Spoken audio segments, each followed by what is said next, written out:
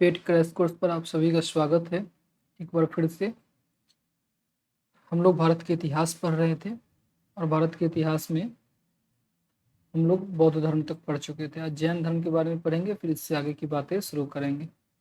जैन धर्म से संबंधित अगर महत्वपूर्ण बात की बात करें तो जैन शब्द संस्कृत के जीन शब्द से बना हुआ है और जीन का अर्थ होता है विजेता। ये बात आपको याद रखना है कि जैन शब्द, ये जो जैन शब्द है इस ये जिन शब्द से बना हुआ है और जिन का अर्थ होता है विजेता। जैन धर्म में 24 तीर्थंकर हुए हैं, ये बात आप बिल्कुल अच्छे से जानते हैं।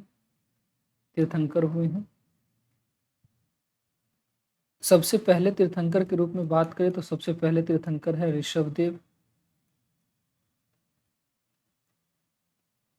इन्हें आदिनाथ के नाम से भी जानते हैं, आदिनाथ या ऋषभदेव। और इसमें जो अंतिम 24वें तीर्थंकर थे उनका नाम है महावीर स्वामी। महावीर स्वामी। तो पहले तीर्थंकर के रूप में ऋषभदेव और 24वें तीर्थंकर के रूप में महावीर स्वामी सबसे प्रमुख हैं। प्रथम तीर्थंकर मोस्ट इंपोर्टेंट है, आपसे पूछा जाएगा।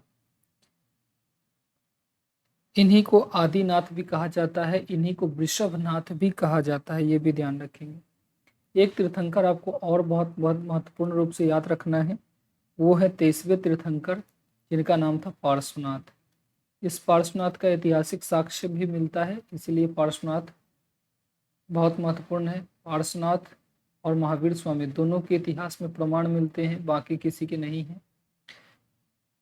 पार्श्वनाथ बनारस के थे। इनके पिता का नाम था अश्वसेन।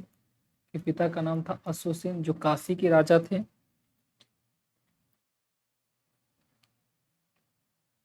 इन्हें जो है सम्मेद शिखर पर इनका निर्वाण प्राप्त हुआ था। इन्हें ज्ञान सम्मेद शिखर पर हुआ था, जो सम्मेद शिखर आपके झारखंड में पड़ते हैं। पार्श्वनाथ की 4 शिक्षाएं थी। पार्श्वनाथ की 4 शिक्षाएं थी, जिसमें पहले इन्होंने सत्य, दूसरा अहिंसा, तीसरा अस्तेय यानी चोरी न करना, और चौथा अपरिग्रह यानी धन न अर्जित करना। ये 4 शिक्षाएं इनकी थी। इन्हीं में आगे चल के 5वें के रूप में महावीर स्वामी ब्रह्मचर्य को जोड़ देते हैं, जो जैन धर्म की 5 महाव्रत के रूप में जाने जाते हैं। तो पार्श्वनाथ जो 23वें तीर्थंकर थे, यानी महावीर स्वामी से ठीक पहले, इनकी महत्वपूर्ण बात ये थी। क्वेश्चन की दृष्टि से आपको महावीर स्वामी सबसे महत्वपूर्ण है, महावीर स्वामी के रूप पर विशेष फोकस करना चाहिए। महावीर स्वामी की बात करें, इनका जन्म वैशाली में हुआ था। वैशाली में कुंडग्राम या कुंडलपुर इनका जन्मस्थली है, यहाँ इनका जन्म हुआ था। जन्म की ईस्वी 599 बीसी है। 599 बीसी में इनका जन्म हुआ था। इनके पिता का नाम सिद्धार्थ था। पिता इनके सिद्धार्थ हैं, जो ज्ञात्रिक कुल से संबंधित थे। इनकी माता का नाम त्रिशला था। और ये त्रिशला लिच्छवी की थी। लिच्छवी में जो राजा था चेटक, वो चेटक की बहन थी त्रिशला। चेटक की बहन थी। महावीर स्वामी के बचपन के नाम की बात करें तो इनके बचपन में इनका नाम था वर्धमान।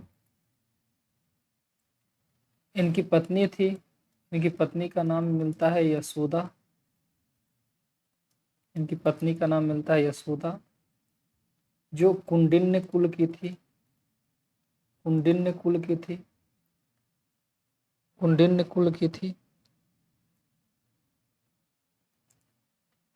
इनकी एक पुत्री भी थी और पुत्री का नाम है अर्नुज्या। इसका एक नाम प्रियदर्शना भी मिलता है। और इस पुत्री का विवाह इससे हुआ था, यानी इनके दामाद का नाम था जमाली। इनके दामाद का नाम है जमाली। अगर बात करें आगे, तो जैन धर्म में ज्ञान के लिए जो शब्द मिलता है वो है कैवल्य। बौद्ध धर्म में ज्ञान के लिए निर्वाण शब्द का चर्चा मिलता था, लेकिन इसमें ज्ञान के लिए कैवल्य शब्द का प्रयोग किया जाता है। 12 वर्ष की तपस्या के बाद इन्हें कैवल्य प्राप्त हुआ था। 12 वर्ष की कठिन तपस्या के बाद इन्हें कैवल्य प्राप्त हुआ था। इनका जो ज्ञान प्राप्ति स्थल है, उस नाम का वो है जिम्भिका गांव।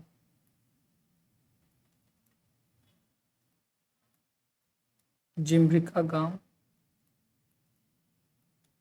रेजुपालिका नदी के किनारे,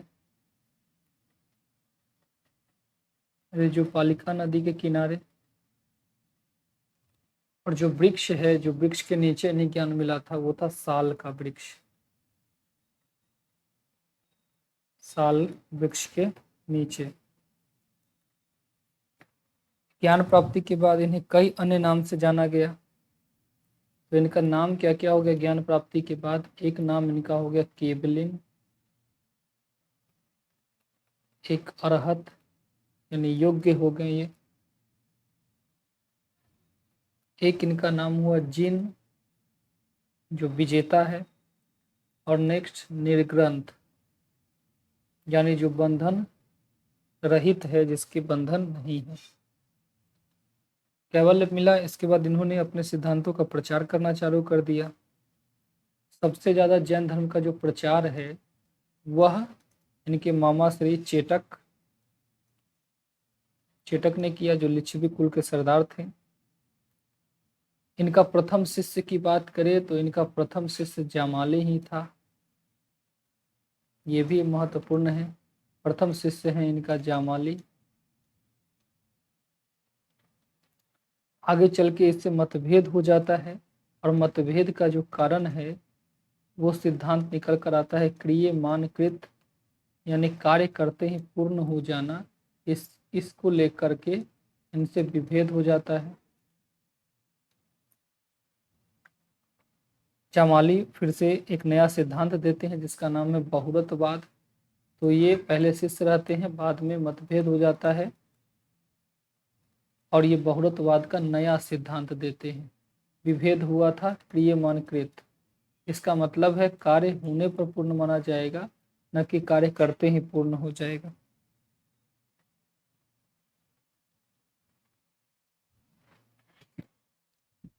ठीक है। जैन धर्म से संबंधित एक और बात आपको जाने, तो इनकी जैन धर्म में 5 महाव्रत बताए गए हैं, 5 शिक्षाएं बताई गई हैं, जिसमें 4 तो पार्श्वनाथ के थे और महावीर स्वामी ने उसमें एक जोड़ दिया। तो 4 जो शिक्षाएं थी वो थी अहिंसा, अहिंसा। दूसरा है सत्य, झूठ ना बोलना। अस्ते, चोरी ना करना, अस्ते चोरी न करना। अपरिग्रह यानी संपत्ति का अर्जन न करना।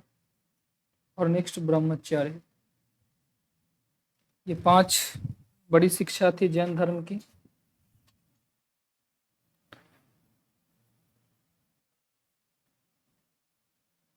इनकी मृत्यु जो है वो 527 बीसी में, 527 बीसी में राजगीर के समीप पावापुरी नामक स्थान पर हुई। पावापुरी नामक स्थान पर हुई। इस समय इनकी उम्र 72 साल की थी। 72 साल की उम्र में इन्होंने अपना पावापुरी नामक स्थान पर प्राण त्याग दिया। जैन धर्म की जो एक बहुत महत्वपूर्ण फिलॉसफी है उसे अनेकांतवाद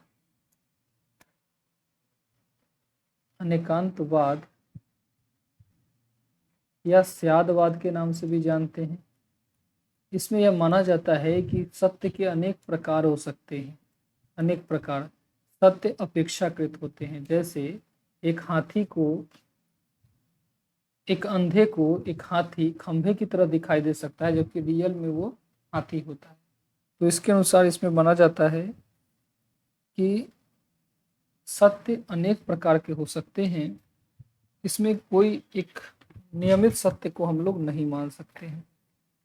अब जैसे अपने गौतम बुद्ध में प्रतीक को देखा था, वैसे ही महावीर से संबंधित कुछ प्रतीक बहुत महत्वपूर्ण है। इसमें जो पहले ऋषभ देव हैं, इनके प्रतीक के रूप में इस्तेमाल किया जाता है बैल को। मोस्ट इम्पोर्टेंट है ये। एक आपको और याद रखना है, मल्लीनाथ। मल्लीनाथ को संभवतः स्त्री तीर्थंकर माना जाता है और इनके प्रतीक के रूप में कलश को याद किया जाता है। एक पार्श्वनाथ जो 23वें तीर्थंकर थे, जिनका ऐतिहासिक साक्ष्य है गौतम महावीर स्वामी के साथ। तो पार्श्वनाथ का प्रतीक सर्प था और महावीर स्वामी, इनके प्रतीक के रूप में सिंह का इस्तेमाल किया जाता है। तो ये प्रतीक मोस्ट इम्पोर्टेंट है, आप इनको जो है याद कर लीजिए, ये बहुत महत्वपूर्ण है। अब जैसे वहां पे आपको त्रिरत्न थे, वैसे ही जैन धर्म में भी त्रिरत्न थे। बौद्ध धर्म के त्रिरत्न को बौद्ध धर्म संघ कहते थे, जबकि जैन धर्म के त्रिरत्न को सम्यक दर्शन, सम्यक दर्शन, सम्यक ज्ञान और सम्यक चरित्र के नाम से जानते हैं। सम्यक ज्ञान और सम्यक चरित्र के नाम से जानते हैं। जैन जैसे गौतम बुद्ध ने अपने जीवन में एक संघ का निर्माण किया था, वैसे ही महावीर स्वामी ने भी अपने जीवन में एक संघ का निर्माण करते हैं।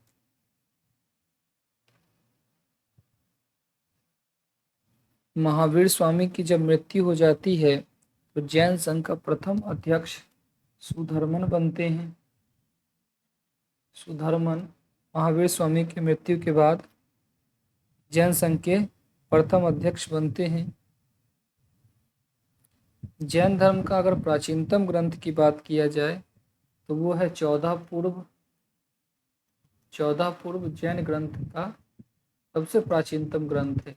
नाम ही है इसका 14 पूर्व। ये भी काफ़ी महत्वपूर्ण है। जैन धर्म आगे चल के दो भागों में विभक्त हो जाता है। एक कहलाता है श्वेतांबर, श्वेतांबर, और एक कहलाता है दिगंबर। जो श्वेतांबर है ये स्थूलभद्र द्वारा प्रारंभ किया गया था, स्थूलभद्र द्वारा, जबकि जो दिगंबर है ये भद्रबाहु द्वारा स्टार्ट किया था। दरअसल होता क्या है, जब मगध में अकाल होती है तो उस अकाल के समय भद्रबाहु दक्षिण चले जाते हैं और वो दक्षिण जाकर रिजिड रहते हैं, जैन धर्म में किसी भी प्रकार का चेंज नहीं लाते हैं, जबकि स्थूल भद्र मगध में ही रुकते हैं और वे श्वेत वस्त्र धारण कर लेते हैं।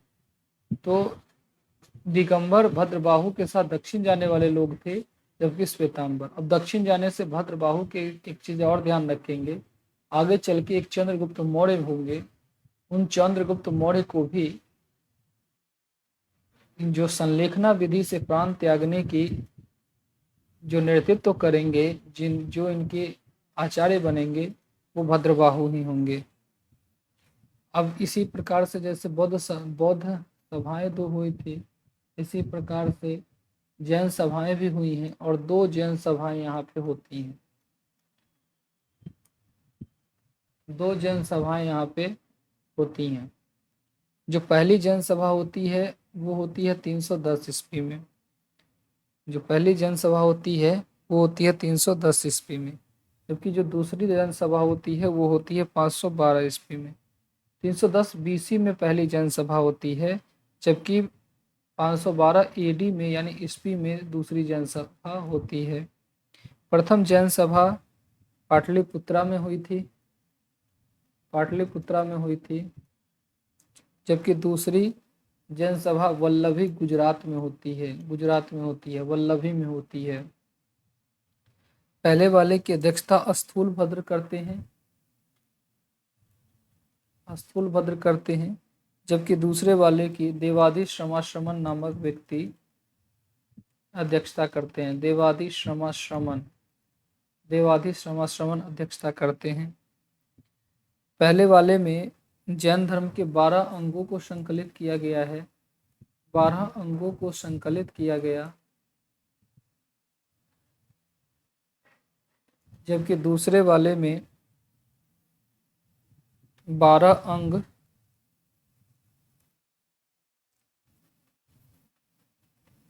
12 उपांग, 10 प्रकीर्ण, 6 छेद सूत्र, 4 मूल सूत्र, 4 मूल सूत्र का संकलन किया गया। बात करें अगर जैन साहित्य को, तो इन्हें आगम कहा जाता है। आपसे डायरेक्ट पूछा जा सकता है जैन साहित्य को क्या कहा जाता है, तो जो 12 अंग ये सारे जो हैं इसको आगम कहा जाता है, ये बात ध्यान में रखेंगे।